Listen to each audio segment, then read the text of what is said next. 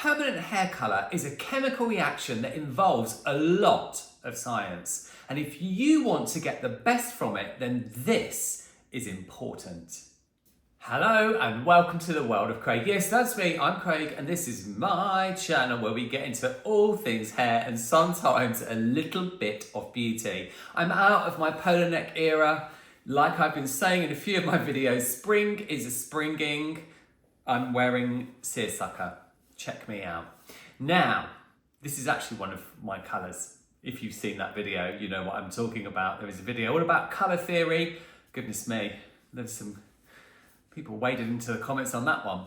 But anyway, here we are. Now, this video is not clickbait. I'd like to say that at the very, very beginning. There is a lot of science that surrounds permanent hair colour. And I was thinking the other day, I want people to get the best from things, whether they're hair professionals, and you might be a hair professional like me watching this, hello, or you're a consumer at home, hi. I want you to get the best out of permanent hair colour. That's what this video is all about. So I'm going to share a huge tip that's all about processing, and then a couple of other tips that kind of go along with it. But that's enough of an intro. Let's get on with it. As I've already mentioned, this video is going to be a huge tip about processing permanent hair colour and a few bonus tips as well. But first of all, we need to look at how permanent hair colour works. And that's really important. I have talked about it briefly before, but we'll go through it swiftly now. With permanent hair colour, if you've got a tube of colour, it could be either a home use product, a DIY box dye, or, which I have nothing against, there's lots of videos on box dyes. I do that all the time because that's not what I call them. They're home hair colours to me here on my channel. Or a pro product, something that I might use in salon, or if you're a pro hairdresser, that tube contains several different elements, contains lots of elements, but several, the important ones, the science ones if you like. First of all, there'll be an alkalizing agent, which will either be ammonia, generally, 90% of them are ammonia or MEA. Ammonia is a gas and MEA is an oil-based alkalizing agent. Hair is acidic, so it needs something to alkalize the hair in order to get the dye precursor molecules, which is what's also in that tube, into the hair. You mix that tube with peroxide, which is a catalyst. It's an oxidizing agent, and that activates the hair color, helps the cuticle on the hair surface to swell. Cuticles don't open and shut like a door, but they do swell. Then the dye molecules can get into the hair. It's actually deposited, that's the one, into the cortex of the hair, and the dye molecules bond with the keratin molecules within hair. And then you rinse it from the hair. You hopefully adjust the pH of the hair using something like conditioner. Some shampoos will even adjust the pH, and then the dye molecules are effectively trapped in the cortex of the hair. More on that later. So that is how permanent hair colour works. And let me tell you something, that is a big chemical reaction. It's a safe chemical reaction. You must always patch test yourself and your clients. I patch test every new client. I'm not putting permanent colour or any hair colour, actually demi-permanent colour either, onto anyone's hair unless they've been patch tested. Patch tested. But it is a big chemical process. So now we know the science. What is all this about processing times? Before we get into that massive tip, if you enjoyed this video and found it helpful, you know exactly what to do. Sharing it with a friend, liking it, making sure you're subscribed to my channel and hitting the bell to turn your notifications. They're all things that help push my content out there into the world. And that's what this channel is all about. It's all about you. Well, it's about us, but it is about you watching this now. Thank you very much. So, big tip. Processing times. Why are they important? Did you know that permanent hair colour, almost all permanent hair colour, deposits its tone in the last third of the processing time? So we know, and I'll pop it on screen here, we know that permanent colours are made up of levels and tonal values. All hair colour brands, well, not all hair colour brands, but there are two main ways of distinguishing those two things. There's a video all about that here on my channel. But the second part of that hair colour, after the dash or the dot, or it could be a letter or a number, is the tonal value. And that is what is deposited last. That chemical reaction that I told you about in the beginning of the video is really what's happening for the first 2/3 of that processing time. But it's the tonal value that happens last, the depositing of that. So if you're someone that likes to do a lot of blondes in salon, or you colour your hair blonde at home yourself, or maybe you like to do a lot of coppers and you find that they're just not quite bright enough, or they don't really last long enough, are you following the manufacturer's processing times and guidelines? More of that later. Because if you're not letting it process for long enough, it won't be depositing enough tonal value. It also applies if you're doing like golden brunettes, or if you're doing ashy brunettes. The tonal value, I'll say it again, is the last thing to be deposited. So make sure that you always follow processing times. If you're doing your hair at home, I know it's tempting sometimes to leave it on for longer. We'll get into that in a second as well. Or maybe you're not timing it at all and you just think that you're going to leave it on for as long as you're going to leave it on, and then you're going to take it off. But then if you want a very ashy blonde and you haven't left it on for long enough, that tonal value won't be deposited. And the same thing goes for covering grey hair.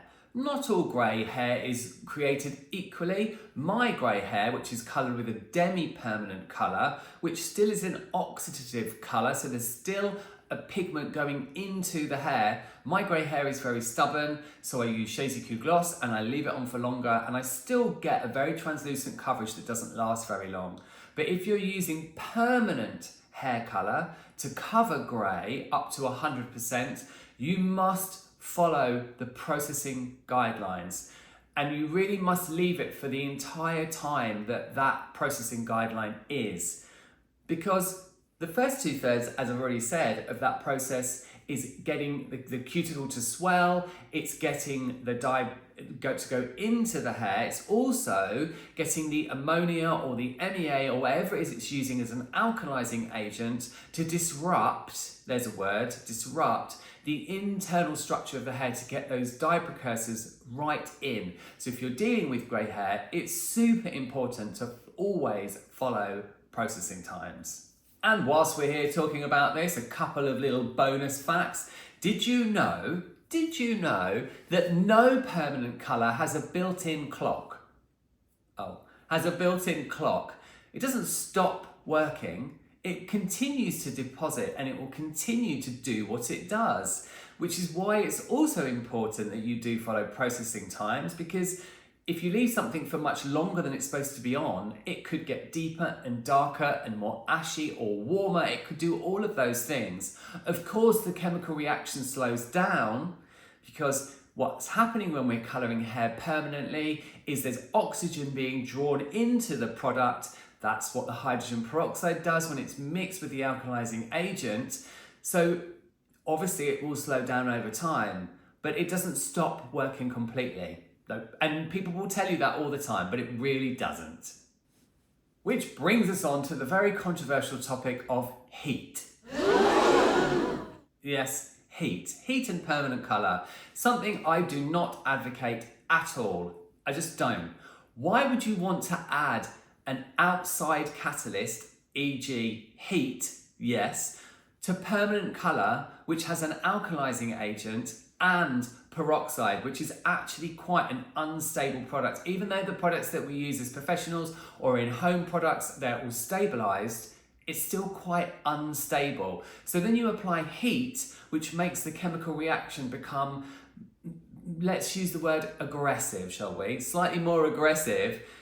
And then, you're pushing that product into the hair quicker, which could mean, and depositing the tone as well a lot quicker, you're speeding it up, which could mean that you get a result that is more unstable. There are some colour brands that advocate using heat, and I work with some hairdressers that use heat, but in my opinion, let everything process at room temperature. This could be a controversial one. I might get some comments that aren't so, what's the word for it? Kind. But in my opinion, let everything process at room temperature. And if you're a hair professional, I know sometimes it's tricky and you want to speed things up, but then you can, you want to manage your bookings in a way. If you double book, and if you double book, I'm sending you love, because that's really tricky. It's tricky. I don't do that anymore. But manage your bookings in a way where things can be processed at room temperature. Trust me, you will get much better results that last longer and that don't fade as much. Anything that happens very quickly on the hair can have an effect where the pigment can leave the hair very quickly too. Worth adding to that whilst we're here, body heat is a really great way to make sure that you're getting a full deposit. You can very loosely cover a permanent colour with a plastic cap or a shower cap. I've got one of those in the salon that I reuse, or very glamorous. Or you could use some cling wrap, glad wrap, whatever it is you call it, just very, very loosely over the head, and then the body heat will make sure that you get a full deposit. It doesn't cut the processing time down, nope, but it does mean that you can ensure that you get a full deposit on a colour. And finally, one last bonus tip.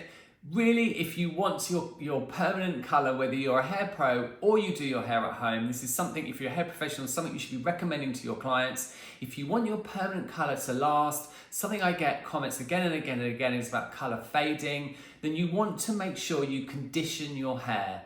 Remember I said earlier on, that those molecules are in the cortex of the hair. They bond with the keratin molecules. It's so funny, isn't it? I'm very expressive with my hands. They bond with the keratin molecules. Well, they're not there permanently. They are there permanently. It's permanent colour, but they can get loosened over time. They're not stuck there forever. So wear and tear, shampooing, UV light, heat styling, all of those things will disrupt the internal structure of the hair, including those dye precursors which are locked in the cortex. You see?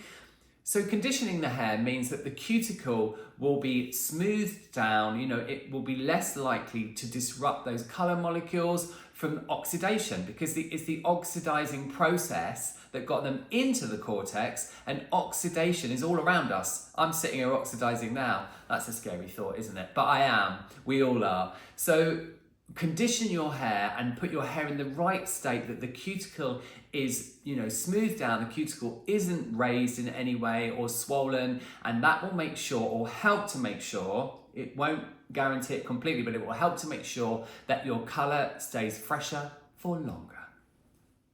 So please, if you take one thing away from this video, it's to follow those guidelines, all guidelines. The chemists that formulate these products are really incredible. And once a formula has been put together, trust me, I know, I've been in the labs. It is tested and tested and tested and tested in a lab setting before it's even used on a human being to try it out, to see what the results are going to be like and what the fading will be like and how long it needs to be processed for. So please follow guidelines. Don't take it into your own hands that, it only needs to be left on for this long, or I'm going to leave it on for twice as long. A huge thank you if you've got to the end of the video. Just want to take this moment to say I appreciate all of you coming to watch my content. I love my channel so much. It gives me so much joy. I love making the content for it. Making one YouTube video is pretty much an entire day out of my week, but it brings me so much joy, and I'm so pleased that you enjoy watching everything over here on my channel. Just briefly, if you enjoyed it and found it helpful, you know exactly what to do. You all take lots of care, and I'll see you all in the next one.